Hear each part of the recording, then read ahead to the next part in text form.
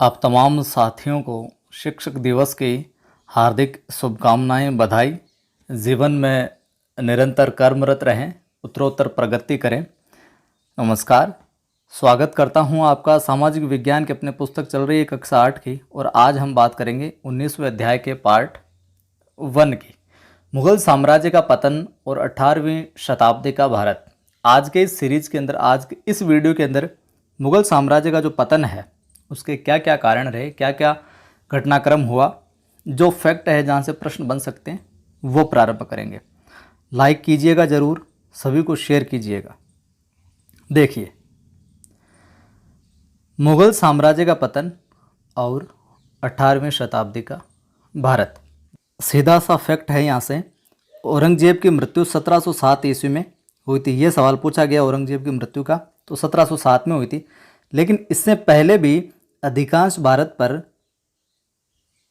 शासन था यहाँ पर मुगलों का, परंतु 1730 तक मुगलों का प्रभाव है जो केवल दिल्ली जो सिटी है, शहर है, वहाँ और उसके आसपास में ही रह गया था। तो 1707 में मृत्यु हो गई थी और लगभग मुगलों का जो प्रभाव है वो 1730 तक आते आते दिल्ली और दिल्ली के आसपास रह गया था।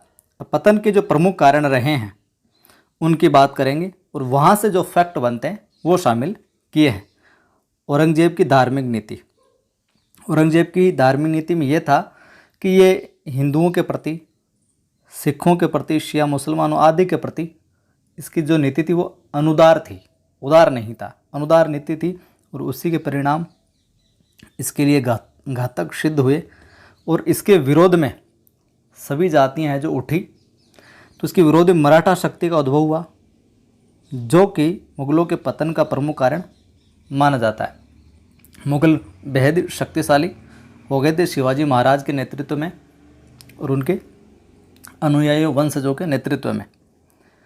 और इधर मराठा का उद्भव हो गया। उधर साथ ही आगरा और भरतपुर के इलाकों में जाटों ने मुगल सरकार को मानने से इनकार कर दिया। उनका विरोध है जो ये भी करने लगे। उधर पंजाब क्षेत्र की बात करें तो वहाँ पर बंदा बहादुर के लीडरशिप में सिखों ने अपने आप को स्वतंत्र घोषित कर लिया। और वहीं बंदा बहादुर साहब ने तो अलग से एक सिक्का भी चलाया था, यहाँ पे मिस्टेक हो गया, सिक्का भी चलाया था। तो मराठा शक्ति का उद्भव हो गया। आगरा भरतपुर में जाटों ने मुगल जो सरकार थी उसके आदेश वगैरह उनकी अवमानना शुरू कर दी थी। इधर पंजाब की बात करें तो बंदा बहादुर साहब के नेतृत्व में उनके विरोध में खड़े हो गए थे। तो ये चीज़ें मुगलों से संभाली नहीं गई। दूसरा जो कारण रहा पतन का, मुगल शासकों की अयोग्यता। जितने भी शासक हुए औरंगजेब के बाद वाले, वो निकम्मे थे, विलासी थे, बिल्कुल अनुशासित होकर साम्राज्य को चलाने वाला कोई नहीं था। साथ ही अमीरों यानी कि जो सरदार थे उनका पतन हो गया।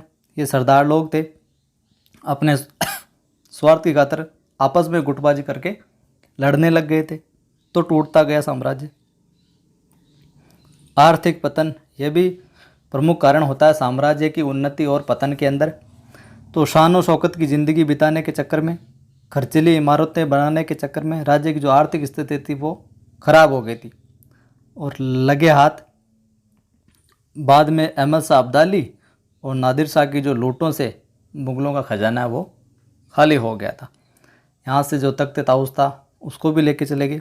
और ऐसा कहा जाता है इतनी हालत ख़राब हो गई आर्थिक कि एक अवसर ऐसा आया कि मुगलों के शाही भोजनशाला में 3 दिनों तक चूल्हों में आग तक नहीं जली थी।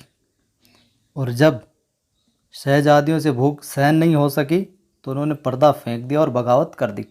बड़ी कठिनाई से उन्हें मनाकर रनिवास में लौटने के लिए मनाया। और ये जो घटना है वो 1755 की है, 1755 ईस्वी की। ध्यान में रखिएगा। उम्मीद करता हूँ आपको अच्छा लग रहा है, तो वीडियो को लाइक किया करें, कमेंट किया करें और शेयर भी किया करें मित्रों को। उत्तराधिकारी नियमों का अभाव।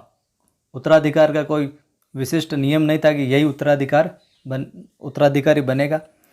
कोई किसी को मार देता है, कोई भतीजा चाचा को मार देता है, बाप को मार देता है, कैसे न कैसे करके गद्दी हासिल करने से मतलब था।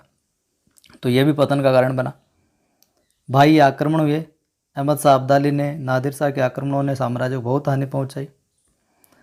बड़ी बात, राष्ट्रीयता का अभाव पाया गया, तो ये भी एक पतन का कारण होता है।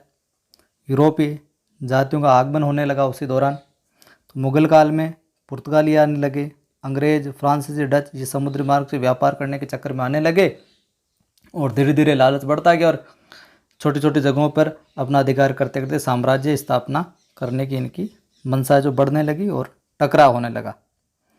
और मुगलों के पतन का जो अंतिम कारण है वो अंग्रेज़ों की ईस्ट इंडिया कंपनी थी।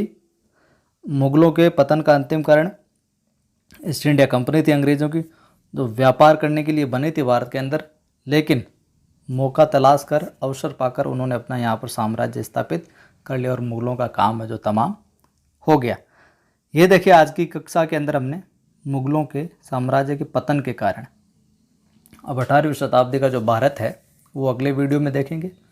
फैक्ट टू फैक्ट क्लास चलती है अपनी, जितने समय में जो मैटर दिया जाना है उसी समय में प्रोवाइड करवाया जाता है आपको।